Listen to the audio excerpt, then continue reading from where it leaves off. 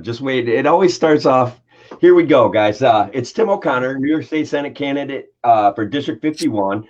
This is the heart, the breadbasket, the Rust Belt of upstate New York. I'm looking to represent an area the size of Connecticut. You've heard me say that before, but I'm going to say it again. Hey, guys, I want to point to my shirt back here. You guys wonder why I got a beat up T-shirt on my wall.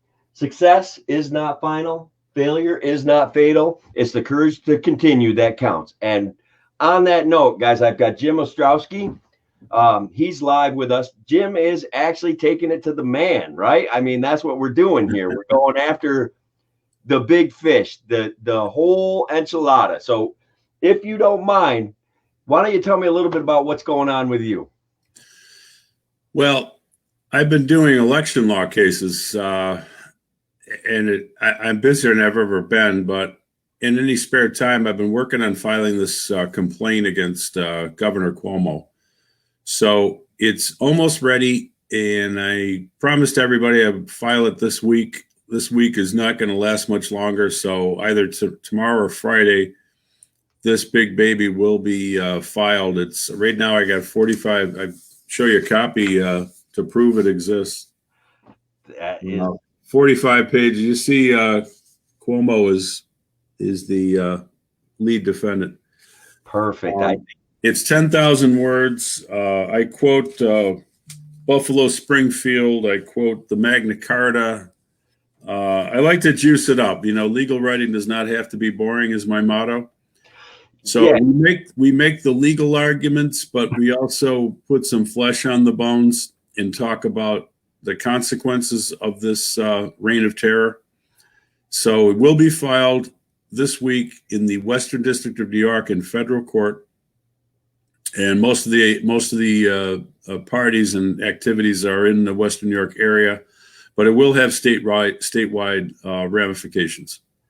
So you're actually going like who are, and I think the right word is respondents. Who did we? Do you mind me asking that? Who did we name as respondents to this? No, I want them to know I'm coming after them hard.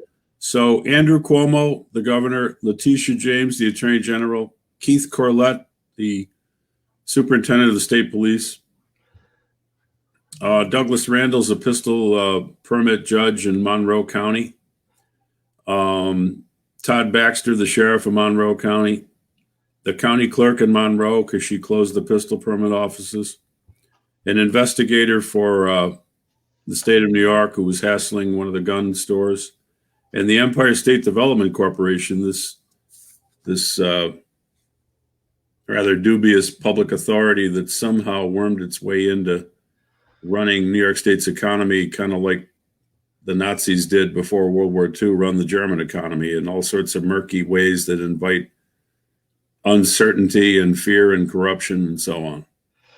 So let me just give a shout out to the people that are in the lobby. Please, guys, we're going to take questions. We want to see the likes, the responses, the shares. We want to get this message out. So if you don't mind, I want to just offer a little piece of it, Sure. of your entertainment part of your legal case, right? Sandra Day O'Connor said, some truths are so basic that, like the air around us, they are easily overlooked. Much of the Constitution is concerned with setting forth the form of our government, and the courts have traditionally invalidated measures deviating from that form. The result may appear formalistic in a given case to partisans of the measure at issue, but such measures are typically the product of the era's perceived necessity. But the Constitution protects us from our own best intentions. It divides power among sovereigns and among branches of government precisely so that we may resist the temptation to concentrate power in one location as an expedient solution to the crisis of the day. I can't think of a better quote than that to lead into this. Perfect. Yeah. I was never a huge fan of Judge O'Connor. She was always trying to like split the difference and get very detail oriented about a holding. And I'm more like a hardcore ideologue, so I'm more 3 yards in a cloud of dust coming up the middle. But I thought the quote was perfect. It was quoted by Scalia in the case involving Sheriff Mack, and I tracked it down. It was actually an O'Connor quote, which, of course, Scalia cited correctly. I'm not saying he didn't. But it's a great quote. I also quote the Buffalo Springfield song, There's Something Happening Here. We all know about it.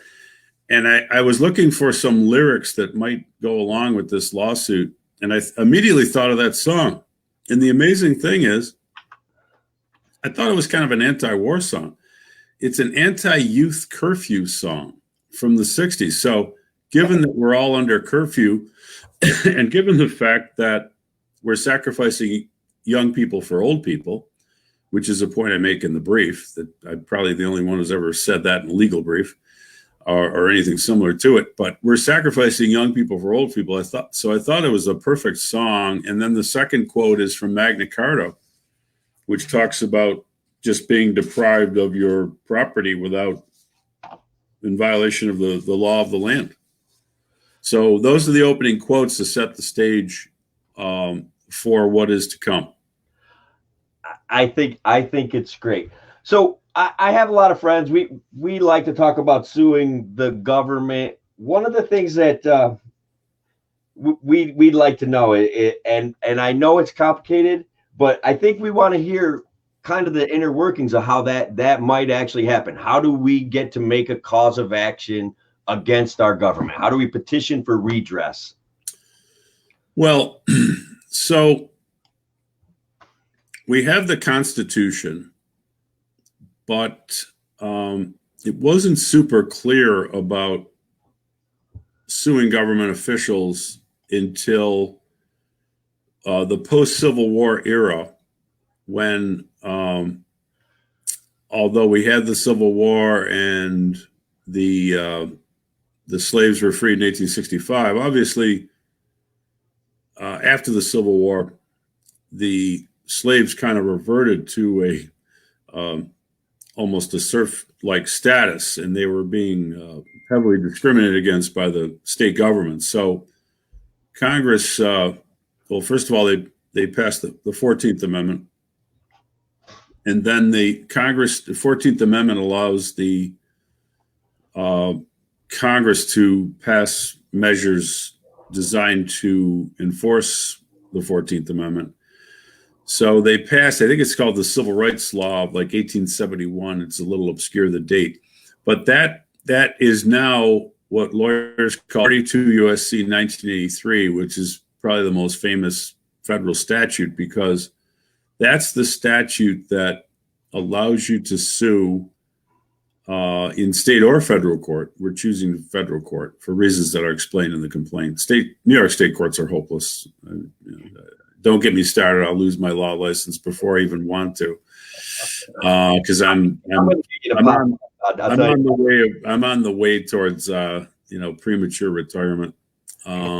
So that allows you to file a suit in state or federal court against state officials who, acting under color of state law, violated your rights. So that's the statute.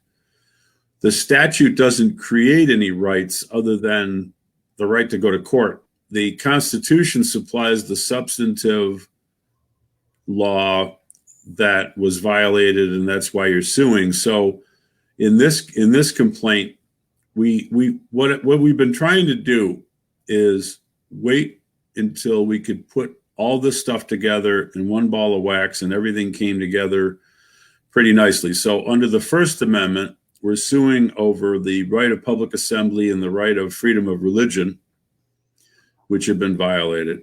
The Second Amendment, we're suing under the closing of the pistol permit offices. We think we have a case going, Libertarian Party v. Cuomo, same tyrant. It's now pending in the Second Circuit. We challenge the entire pistol permit regime, but if you're going to have a pistol permit regime, it has to be open. If it's not open, then you don't have a right to bear arms. So, and then the closing of the gun stores, and it's the firing pin is the store that's closed there in Genesee County. So we got the Second Amendment. Now you move over to the Fourth Amendment. There you've got the mask requirement, which is a violation of your physical integrity, just like, you're kind of being mugged by being forced to wear this silly mask, which is really designed for surgeons not to sneeze on their patients. It's not really designed for this. That thing, it feels oppressive, We're not putting it on the right way. We're supposed to throw them out. We're not throwing them out. Who's going to throw them out? That's stupid. Yeah. They really don't. I'm not saying they have no protective value, but they also have negatives.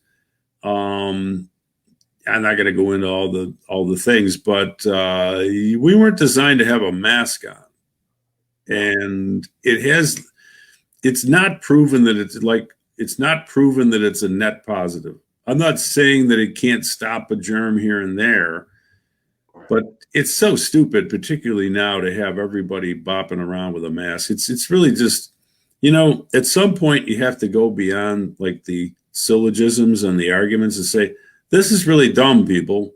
I'm not going to argue with you anymore. Take your effing masks off. Yeah. I feel like it's almost being used as this tool for keeping people divided, right? You hear stories about people popping off at other people in a store because they don't have a mask on, or making some snide comment about wanting to, claiming injury because you don't have this mask on. If the masks work, then why do we have to worry about whether I have one on or you have one on? If your mask works for you, right? Why do I need to wear one? Just to appease your fear? It's not a problem. You wear. If I don't want to wear one, I won't wear one. And look, I mean, I said in the complaint that all the stores I go into say you have to wear a mask because of the state law. None of the stores I go into, and I go to Wegmans and the standard places around Buffalo that everybody goes to, none of these stores required a mask. Now they do. So if Wegmans wants to make you wear a mask, as a libertarian, I have to say, fine. But it's not Wegmans. Wegmans is just kowtowing to the state government. So I don't care if you wear a mask or not. Don't point a gun at my head and say I have to wear a mask, because that's why God gave me that thing between my ears, so that I don't have to be told what to do by your effing gun. That's the libertarian argument. That goes back to like Ayn Rand, but 300 years ago. I mean, we all have a mind. That's why we have a right to liberty. That's the libertarian argument. It's really simple, and it's never really been refuted. Yeah, and like Glenn's saying right here, making him wear a mask to go into a store can actually create a health problem for him. And I know after I wear mine, I went into a bank. They insisted I wear it. I had to sit there for 45 minutes. By the end of that 45 minutes, I felt like I was choking. So we look at Glenn here. It can send him into an asthma attack. Why do you want to do that to this guy? Totally agree. There is like a medical exemption. What are you supposed to do? Put a badge in your back, on your chest, saying I have an exemption? You got to argue with some security guard. I personally, I have an N95. I've had them around the house for years, and people who think I didn't take this thing seriously. On January 28th, I sent an email to my family saying, you better get masks, goggles, and gloves, because we don't know what we're looking at here. But the N95 is so efficient that I feel like maybe I'm just paranoid, but I felt like I was getting lightheaded. You're breathing, you keep breathing in your carbon dioxide. And I read the article. I read everything, by the way. Yeah. I read everything. I have to, if I'm going to be shooting my mouth off like I do. So, carbon dioxide is so small, it goes through the mask. I don't give a crap about your study. I'm telling you, when I have the mask on, I feel lightheaded. I don't feel like I'm getting proper air. And I've got a stupid mask on my mouth. I'm not. Don't give me your science. The science. There's no such thing as the science. That's in capital sometimes. In capital, they'll hit you with it, right? They'll be like, science. Like there's science is. Science is trusting your own judgment, using common sense, seeing what's in front of you, and using logic. We're all scientists. So my science says that this mask is bad for me. Show me the study that says I'm wrong. There is no study. It's bullshit. Oh, no. Can I swear? Yeah. As a contractor, there are times when I want to wear a mask, but I want to keep that as limited as possible. And because I can feel that it's restricting my breathing, because I can feel that it's not that good for me. It's better than a pound of sheetrock dust coming into my lungs because that gets all raspy. But I know that it's not the same as working without it. That's what a mask is for. It's for lead. It's for dust. It's for a surgeon not sneezing on a patient whose internal body has opened up for surgery. That's what it's for. Yeah. And I don't think we're going to try to take a stand against people. Like my wife is a frontline worker, and to do her job, she's got to wear a mask because she's protecting at-risk individuals. Right. I don't think any of us, we're all kind of reasonable and rational about it, like, but the compulsory piece of this always takes people aback. The threat. Do you remember the threat to come get ventilators? This guy was. I mean, yeah, we hit that in the bud. Steve Filano sent out a notice saying, "No, don't do that." They backed down on that so fast. It was funny because not to get ahead of ourselves, but libertarians have to understand the state is inherently weak. The state. I never actually thought about this before, but the old scene in The Wizard of Oz, which we've all seen, pay no attention to the man behind the curtain. When you think about it, the state is that man behind the curtain shouting out the stuff and scaring us on the big screen. The state is intrinsically weak, and the people are intrinsically strong. We're just disorganized, and we don't know we're strong. But when there's any pushback, any of these dictators, the Bolsheviks had what, like 5,000 people? If there was any pushback, a couple of guys with some 50 cal machine guns could have taken out those bastards. Hitler could have been stopped early on with a little bit of resistance. The state is intrinsically weak, people. Don't be afraid of the state. They're just a bunch of gutless cowards hiding behind, badges and guns. And we got more guns than they do. As libertarians, one of the things we notice though is that what they do is pit us against each other. The pitchfork guys say the torch guys want to take their pitchforks, and before you know it, those guys are fighting. And I think we see that. I think that's how they are effective. And when you look at the Democrats and the Republicans, and they have these classic continuous arguments over almost the same thing, to keep us arguing over the same thing and keep their power in place, right? Isn't that what they're doing? Don't they just manipulate us constantly to keep fighting? Yeah, divide and conquer is an ancient strategy, but I think that I wrote a book called Progressivism: A Primer. It was published in 2014. And I posted on Facebook, I don't know, like 10 days ago. I said, I hate to brag, but my friends would say, yeah, that's funny. I think I nailed it. It's fear is at the center of modern politics. It's not evidence or logic. If it was evidence or logic, when you disagreed with them, they wouldn't say, you want to kill grandma. It's like, that's not an argument. You're arguing. Fear is at the center of modern politics. Fear is at the center of progressivism, which is the ideology that dominates the country. It dominates both parties. I think the Democrats have it a bit more than the Republicans do. But because fear, it's almost like a mathematical formula. Fear equals government, money, and power. Fear equals F equals GMP. Fear equals government, money, and power. It's a mathematical formula. So the more fear they can engender, the more power and more money they get. And it's the politics of fear. We're seeing it play out in the last 2 months. I feel like and I don't want to discount what you're saying, but I feel like we've been seeing it play out for years. We've had people enraged over politics, over minuscule disagreements, they start threatening you or accusing you of wanting to kill, like you said, wanting to kill grandma, push granny over a cliff, whatever it is. Yeah. Every argument against opening up the economy that is brought to me on my Facebook page, and I love to talk and I love to debate politics. Yeah. And I really enjoy talking to people that disagree with me. Guys, that's real, okay? So pay attention out there. I like talking to people that disagree with me. But the threat that because I want the economy open, and I'm not willing to ignore the economic comorbidity of closing down the economy and watching my friends starve, they say I want to kill my family members. I don't even know where to go with that kind of conversation. What do you say to stuff like that? It's really difficult to grasp, and I say that as somebody. I've written a book about it. I've studied it. I've been studying progressives for 45 years.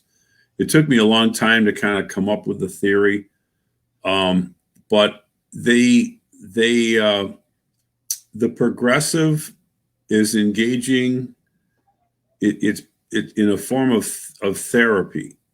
And the therapy is they feel that for every human problem, there's a government solution. Now, this is not a rational philosophy. So that's why you can't argue with them. When you try to argue with them, and I've had 1,000 arguments with progressives, and every single one of them ended up the same way. And that's why I guess I'm a dunderhead. It took me a long time to realize you can't argue with these people.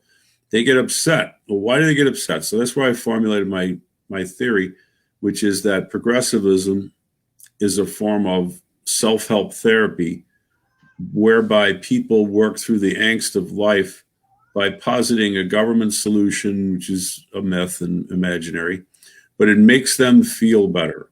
So you're dealing with people who they need to propound a government answer to all human problems, and that makes them feel better. So it's not, progressivism is not an argument. It's a psychological syndrome. So you can't argue with them. All you can do is expose the psychological syndrome and hope that somehow they will say, wow, I'm not being rational. I actually have a psychological syndrome, and maybe I should have a different approach to politics based on reason and fact and logic. So far, it's not working, but I have sold 11,000 copies. All right. So it's like, it reminds me of like scream therapy. Do you remember that from the 70s? Yeah, I heard about it. Yeah. For, purporting to scream the rage out of your body and be able to function better. That when I see some of the comments that I see, it just reminds me of scream therapy, where you're just popping off and losing your mind. Well, yeah, and the reason why everything gets so hostile is A, you're challenging them, but they don't have an argument, and B, you're bursting their bubble of therapy. Like you're saying, well, you're talking to people and they realize, what you mean, my therapy doesn't work? You're taking my therapy away. I need this therapy. I need to know when there's a school shooting that if Congress puts some words on paper and calls it a bill, and the cartoon about how to make a bill, and then the president signs his name, ink on paper, I've solved some actual human problem.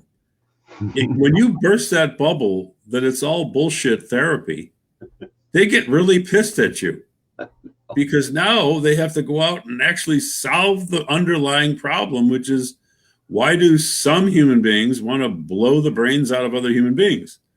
You don't have to deal with that difficult problem by passing a bill and signing it and docketing it with the clerk of the House or whoever, the Secretary of State, wherever bills go to die. I don't know. So it's all bullshit. I just wish more die before they impact our bottom line, right? Go Bills, by the way. What's that? Go Bills. Yeah, go Bills. Yeah, that was for you, the Western New Yorker. I'm a big Bills fan. Huge Bills fan. Less so in recent years, but over the years, gigantic. I still think we beat the Giants because they cheated by faking injuries. Okay, that's how big of a Bills fan I am. Yeah, I've not recovered from the first Super Bowl loss. I'll be honest. I kind of almost lost my love when they benched Flutie for I love Flutie. For what's his face? Johnson. Yeah, Rob Johnson. Rob Johnson was one of these guys on paper, perfect athlete. Yeah, play football on paper. I love Doug Flutie. Absolutely loved him. My kind of guy, totally.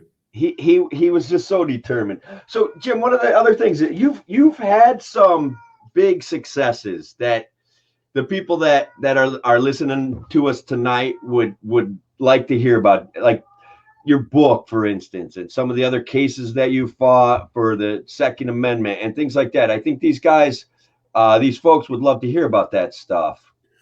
Well, it's funny because I started writing on a professional basis in law school. I was doing I was writing for the professors in the law school, so I've been kind of writing, a long time. I was making money from writing before I was a lawyer, and I've written stuff over the years. I would write, divided like internet, pre-internet. So pre-internet, I was doing like bar association reports and think tank studies, but I would send out op-ed pieces, magazine articles. I got one published in the Wall Street Journal. But eventually I said, I hate editors and publishers. So then Lou Rockwell got started in 1999, and I started right before Lou started putting LouRockwell.com online. I kind of felt like, I think I pretty much said everything I have to say. I have nothing else to write. So Lou starts publishing this stuff in 1999. And I'm reading it as like, man, these guys are having a lot of fun here. So I wrote an article. I thought it was kind of like a satirical article. It was kind of out there. And I said, I don't know if this is good enough. So I stuck it in the drawer. And then about 3 months later, I sent it to Lou. And in those days, the internet was a little different, but Lou had ratings at that time. It was the most popular article of the day or week. And it was like the article of the day on WorldNet Daily. And then there was some other site that was big at the time, which has since faded. So I said, Emerson has this great quote. I love Emerson. He said, in the work of every genius, we recognize our own rejected thoughts. So part of the problem with a lot of people is that you don't have confidence in yourself. You figure like, it can't be any good if I wrote it. And that's a particularly Buffalo disease, by the way. Buffalo has a very collective low self-esteem, and that's one of our problems here. So I said, let me get this thing out. Maybe it's good. And so that article went well, and I just started writing. And then I started writing a lot of columns for Lou and the Mises.org, Mises Institute as well. And then I figured, how do we monetize this thing? And I said, I wrote a big essay about a Rothbardian analysis of Buffalo, which is 25,000 words. And I said, what am I going to do with this thing? Maybe I'll publish it in like the local Art Voice. Maybe I'll put a little pamphlet out. And I said, you know what? Go big or go home. I put together this book of my best articles plus this major essay, which had never been published before. And it was called Political Class Dismissed. And that was 2004. And that was my first book. And since then, I've written like a total of 7, and I don't know, hundreds of other articles and reports.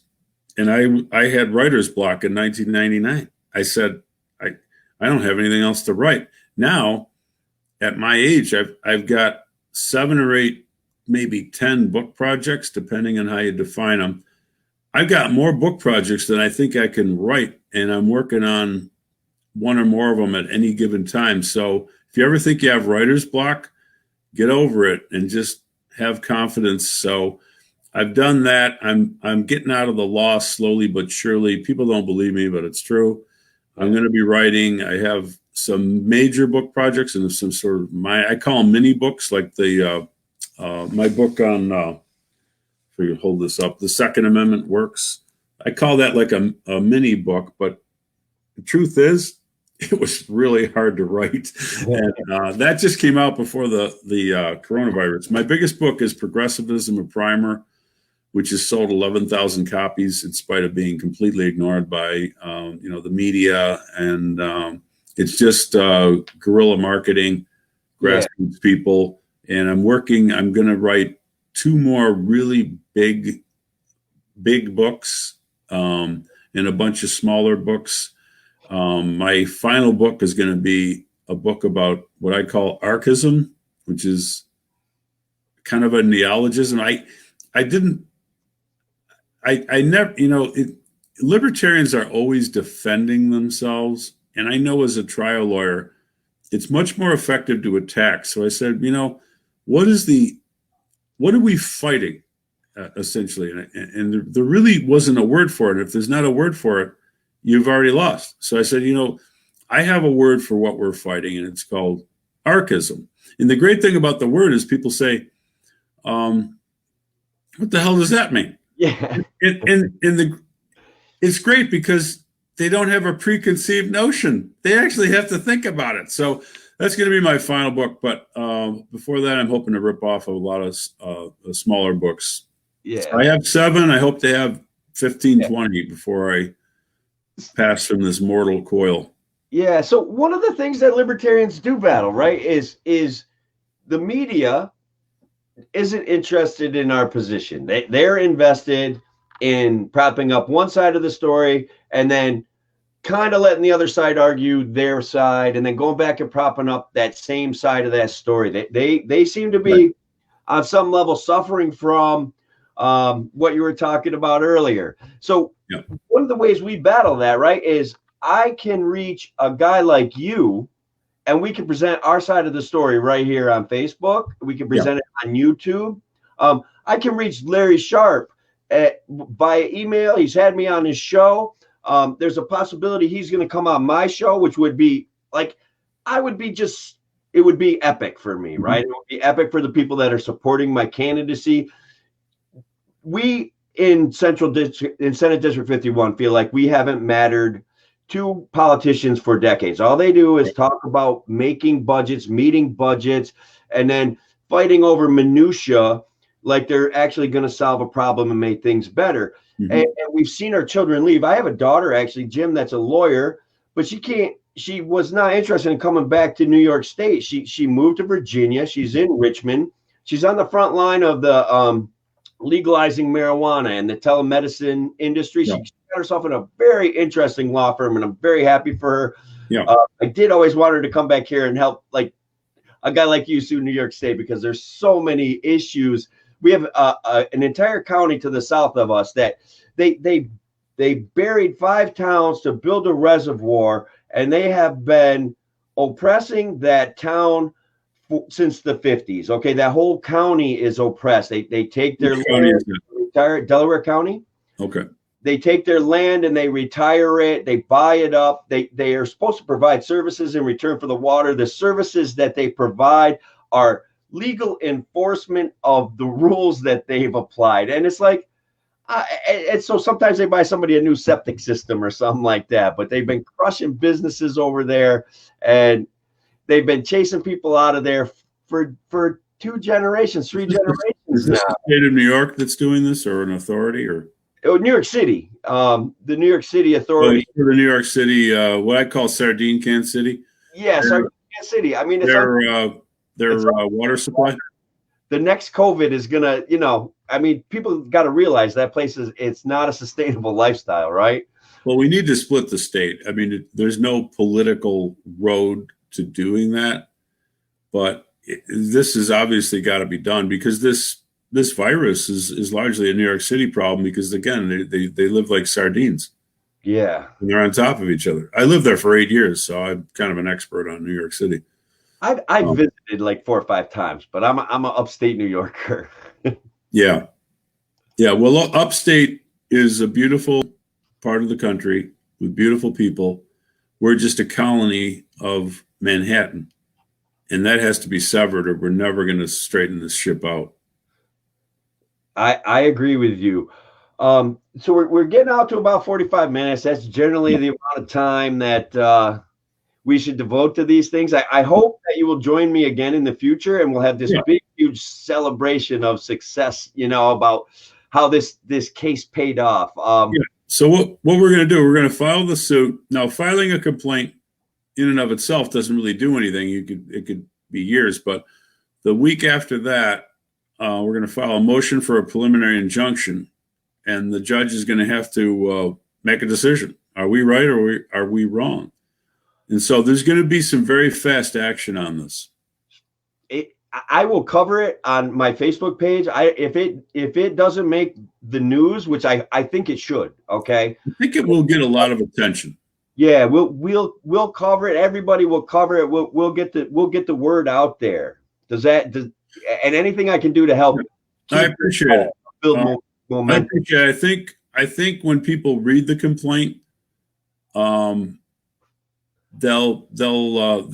hope they'll like it. I have spent so much time on this thing, and it's really a product of 36 years in the law, being a libertarian for 41 years. My father was a judge. He was a brilliant man. He taught me a lot of tricks that I use today. And hopefully people will like the product and they'll get behind it. It's not just a legal document. It's a political statement. Yeah. It's designed to educate people as to why we have these rights and why they're important. And I hope people will get behind this project and support it. You gave me some excerpts of it to kind of for the show, which I really appreciate. And I want to tell everybody that when this complaint comes out, and I believe complaint is the right word, but I'm not sure. It's called a complaint. When it comes out and we can make it public for everyone, it is what you're saying. It's an interesting document. It's an important document, and it's timely. And let's just, before we finish up, let's go back to the fact that we are sacrificing today. We're taking our children's future away. And they are going to be so upset when they figure that out. The repercussions will be massive. Right? My daughter is graduating from Sarah Lawrence College. She went to Oxford last year for her junior year. She's been going to school since pre-K, and she doesn't get a graduation. I'm just so angry about that. Yeah. It's so sad. And the Little League baseball, I walk by my high school. I have not gone far. I live across the street from my high school. Yeah. St. Joe's. I walk by the baseball diamond every day on my walk, and I look over and I said, there should be boys playing baseball there. Yeah. We boomers had our youth. There was a big flu epidemic in 1968. I guarantee you, nobody mentioned it. Okay. The kids who were a few years older than me, they had a party called Woodstock. So we boomers had our youth, our greatest generation parents, whose own youth was very difficult through the Depression, World War II. My father, when he was 18, was in France fighting Nazis. So they spoiled us. They wanted us to have our youth, and by golly, we did, probably in excess, and they spoiled us. But we're taking away our children's lives, our teenagers, our college kids, our young people. How are they going to meet anybody and date? Are we going to have a future in this country? People better wake up, get over their fear, and grow up and get back to work. Reopen.